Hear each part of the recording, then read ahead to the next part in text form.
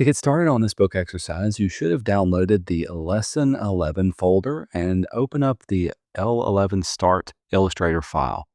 The first thing we need to do is to go up to File and down to Save As, and let's rename this one Presentations.ai. We'll keep it an Illustrator file and hit Save and say OK to the options. If you don't already see the first artboard, let's go over to our Properties panel and choose Artboard number 1. And then we want to select this little pink outline area in the background and double click on it to go into isolation mode. This will bring it to the front. Then we can go over to our appearance and open up the fill options. And let's choose the basic white to black gradient. Notice that this applies the gradient to the fill, and it's a linear style gradient. Now, if we want to change the color or the orientation of any of these gradients, you can open up the swatches panel, and then from here, this will open up these gradient options swatch panel box as well too. I'm going to pull it over here so we can see it side by side. Note that you can apply gradients to both a fill and the stroke. Just make sure whichever one we want to edit, in this case the fill color, is on top of the other. You've got two little stops, each indicating whichever color it is that on the object you have selected. You can have as many stops of color as you want. To edit a swatch, you can select it and then double click on it to bring up our color picker. And then from here, let's choose our swatches and let's change this black one to this new yellow. You can then hit the escape key and it'll back out of there. And now we've got a white to yellow gradient. I'm going to keep my gradient panel handy by docking it over here on the side in case I ever need to open it up and use it. Now, if we want to save this swatch, also in the fill options, we can click on the little plus sign and we'll call this the background swatch and say OK. Notice that it adds it to this area. Right now, our fill is showing both fill colors, solid colors, patterns, as well as gradients. If we ever need to organize these just so that we can see all or part of the swatch options, we can tell it to show just the gradient swatches, and now only gradients are applied to here. And you can quickly and easily select those to move between those. Let's put it back to yellow the way we wanted it. Let's also show all of our swatches just so we can work between them. By default, gradients go from left to right. You can also change their orientation and their angle that they're going on. Inside of the gradients panel, up here at the top is the angle. You can type in or you can use one of these predefined angles. Additionally, you can adjust the starting and stopping point by clicking on any one of these swatches and dragging them inward to see where they would start and stop within the boundaries of your object. Let's hit the escape key and go out of isolation mode. You can see that there's been a gradient applied to the ground that's down here. If we double click on this ground and enter isolation mode, another way you can edit your gradients is with the gradient tool. This gradient tool is hiding in the middle of your toolbox. If you don't see it, there's a mesh tool underneath it. But with this tool selected, this gives you a gradient bar directly on top of your object. Also with this tool, you can click and drag and adjust the starting and stopping point on the fly of whatever you have. And then finally, you can click on the inside of the gradient and be able to adjust the starting and stopping point of those colors within the line that you've drawn. Let's back out. I'm going to hit the escape key to exit isolation mode. And let's choose our selection tool and deselect everything by clicking the gray area.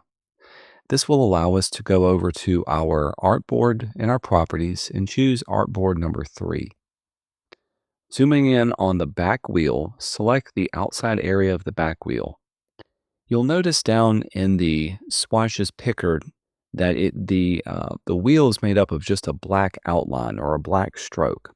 Bringing that to the front will allow you to click on the gradient and turn that black stroke into a gradient stroke. I'm going to close out my color window, don't need that. Now, if you wanted to edit a gradient, you can do the same in your gradient editor up here. First of all, make sure that your stroke gradient is on top. If you wanted to change the style of the stroke, notice that you've got three different stroke options. The third option will apply the gradient across the stroke, going from the inside to the outside. Also, if you wanted to reverse the order of a stroke gradient, you can click here and it will simply swap up the order of all of the color stops. You can see that this one has three different colors applied to it. If you need to ever add any other colors, you can click anywhere underneath the little gradient slider. This will add a new color to there. Like we did before, you can double click on it and then you can choose a different color and you can see where it shows up and how it looks on your illustration. Then if you need to erase it away, you can either have it selected and click on the delete stop, or you can simply click and drag it away and it goes away.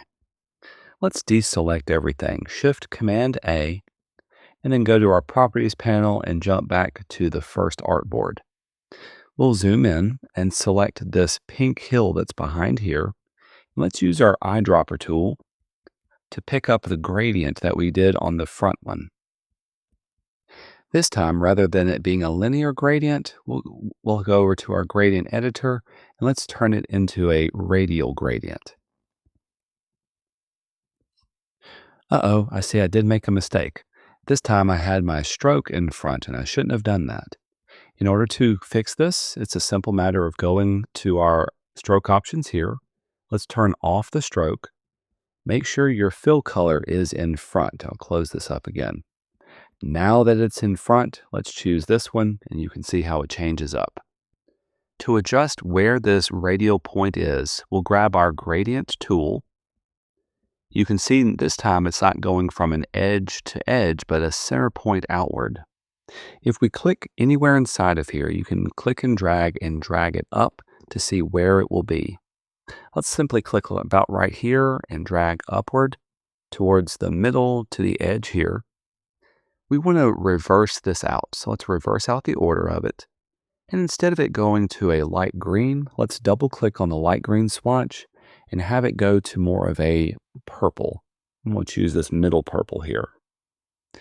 Then, rather than it being a perfect circle, we can click on this edge and make it more, undo. We can click on this edge and make it more of an elliptical type shape.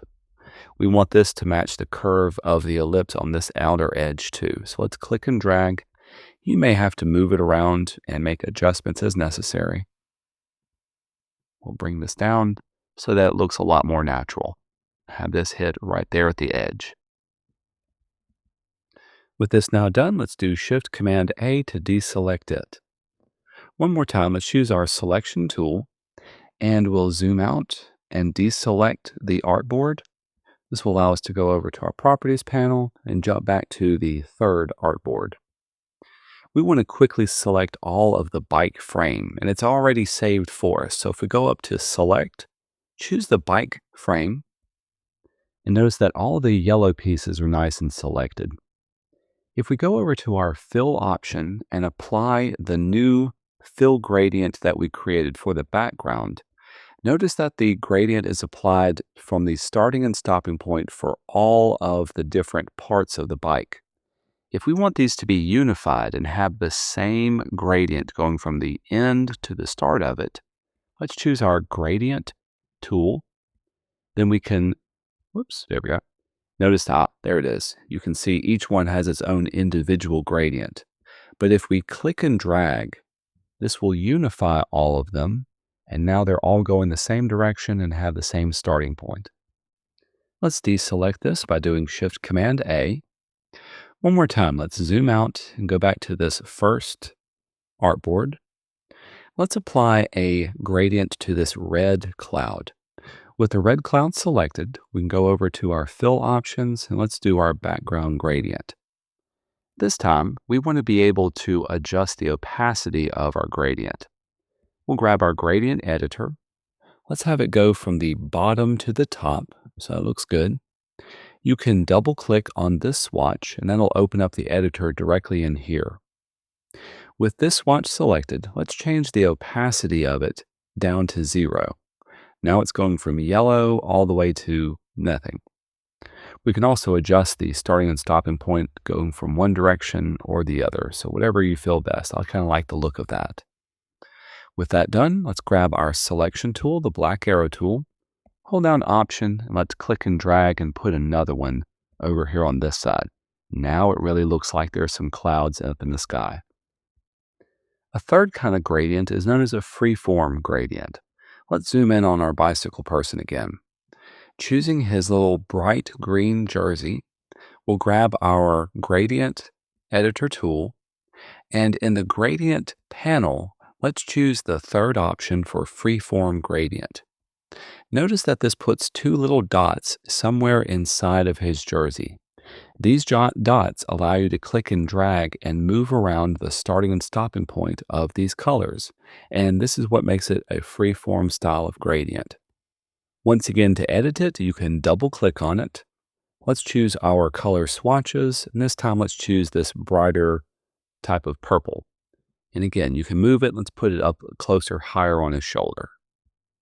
We'll also make the white one by double clicking on it. Let's make this a little bit more of a brighter green or this darker green. I kind of like the look of the darker green. If you want to add more swatches to it, simply click anywhere inside of it. And then you can double click on this. And let's put yellow here. We'll place it behind that. Let's add another one here. And we'll make this one the darker purple. Now for each one of these different stops, we've been working in point mode. If you want, you can link together multiple different points by working in line mode. Clicking on line mode will allow you to add a point. Let's add a point down here underneath his armpit.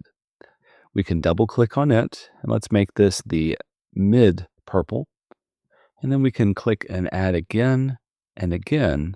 You can see how this will create a little arc of purple that follows along this contour. To deselect, we can hit the escape key, and that'll go out of isolation mode or the mode to work in lines with that one. With this, let's choose our selection tool and deselect the artboard. Then going over to our properties panel, let's choose artboard number 1 and zoom back into here. Now we're going to do a special technique that allows us to quickly draw and repeat an object, blending it from one object to the other. With your selection tool, click on the tall tree on this side, hold down the Shift key, and click on the smaller tree to pick up the second one.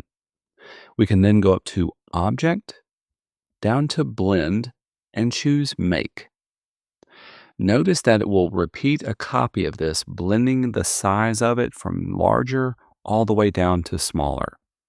Now, there's some options that you can do to play around with this. By default, it's just going to try to fill it in as best as it can. But if you go back up to Object, down to Blend, and choose the Blend options, this will allow you to set either it being a smooth color or, in our case, a specific number of steps. Let's have the specific number of steps be 3, and we'll say OK to it. Now, when editing these different objects, it's better to do it in isolation mode. So let's go up to View and down to Outline mode. I called it isolation. I should have said outline mode. Notice that we can only see the beginning and the ending points. Everything else that's in between is kind of an automatically drawn thing that the vector software is doing. If we want to be able to edit just one of these, we can now double click and let's select this first object by clicking on it again. We can make it a little bit taller. Notice that it still keeps that linear path. If we don't want it to be a straight line, we can select that path. Let's grab our pen tool, hold down the Option or the Alt key, and you can click and drag, and that will bend that path. Now when we go up to View and back to Preview mode, you can see how it's previewing the look of that particular path. Since I'm still in isolation mode, it's still only isolating and viewing that one. Let's go back out of isolation mode. Then I can go up to View and back to Preview mode to preview everything. Let's practice this again with these stars up here at the very top. One more time, choose your selection tool, click on the first star and hold down Shift and get the second star. Object, Blend, and Make will blend them both together. Now, if we want to edit these, you can double click on them and go into isolation mode. This will let you click on the first little star and you can drag it around and see how it blends together. Also, you can go up to Object, Blend, Options, and make sure Smooth Color is turned on. We'll say OK to that. It is smooth, so that looks good. I'm going to go out of isolation mode, and then finally I'm going to scale it down just a bit. One thing I should have done in isolation mode, we'll double click on it, is to change the color of my inner star. With the inner star selected, let's go up to our fill color, and let's change that to be the yellow that we have here. Now let's exit out of isolation mode and see how that star looks. That looks good. We'll make it a little bit smaller. Hold down the Option key, and let's make a couple of copies to go around up here.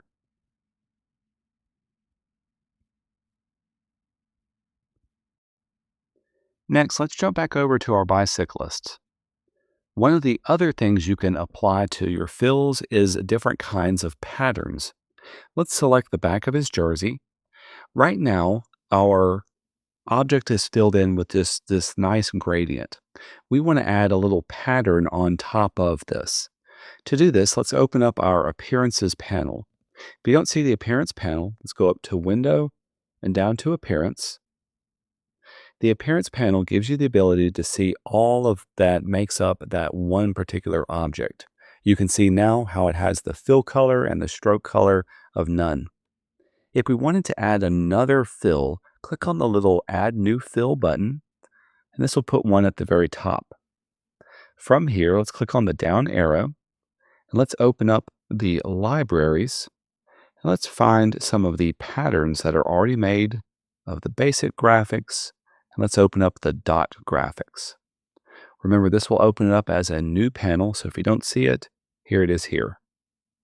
Next, let's choose the dot pattern of 6 DPI 40%. If necessary, you can hover over it to see it, or we can click here and we can sort it by name. Well, excuse me, let's view it by name. View it by a small list. There we go. We can scroll down. There it is. 6 DPI 40. This adds the little dots right on top of it. We can close this out now. The other thing we can do is we can blend these dots with our existing colors. Clicking on the word opacity will let us change the blending mode from here to be screen, and now those dots are screened on top of it. Now, in addition to working with the pre-made patterns, we can also custom make our own patterns. Let's go up to this second artboard and click and drag over everything to select these leaves. Then we can go to Object, Pattern, and Make. Notice that we have our artwork in the middle, it repeating around, and a pattern options box open to give us the ability to control everything. The first thing we need to do is to give this a name. Let's call this the Jersey Leaf. Next, if we need to be able to adjust any of the artwork, you can select the artwork and you can delete, add, or move things around, and notice that it automatically changes the pattern. Additionally, if we need to add more room, we can click on this option. This will allow us to adjust the spacing of everything, or we can simply click Size Tile to Art, and it will automatically put everything nice and around it. Once we're ready to use this artwork and we're finished editing, we can say Done, and a copy of this is now going to be saved to our swatches panel over here. This is the jersey leaf that we have. Now let's apply it to our jersey. We'll go down here. Select the jersey. One more time, let's open up our Appearances panel if you don't have it already open. We can choose that top fill that we selected. In this case, let's choose our new jersey leaf. You can see how it's easily put into here. Finally, if we don't want this to be green, but we want it to be black, we can double click at any time on our pattern, select our leaves within the pattern, and let's change their fill color to be that dark purple. That looks good. Then once we're finished, we can say Done, and that will apply and save that to the swatch that we already have. If we need to scale down our pattern, with the object selected, you can go up to Object, Transform, let's choose Scale. This time, the only thing we want to scale is our pattern, so let's uncheck everything from here and just have the pattern selected. Also make sure Preview is turned on. We can then choose Uniform. Let's scale it down by 60%. When you click away, you can see how it gets it much smaller. Now we can say OK to this. Let's pull it all together. We'll zoom out. Let's click and drag and get everything on this artboard and group it together. Object and Group. Finally, let's bring him over in front of the artwork on the first artboard and have him positioned nice and in front of this area. Right about there looks good. With this done, now all you have to do is to save up your artwork and upload it to the Canvas page.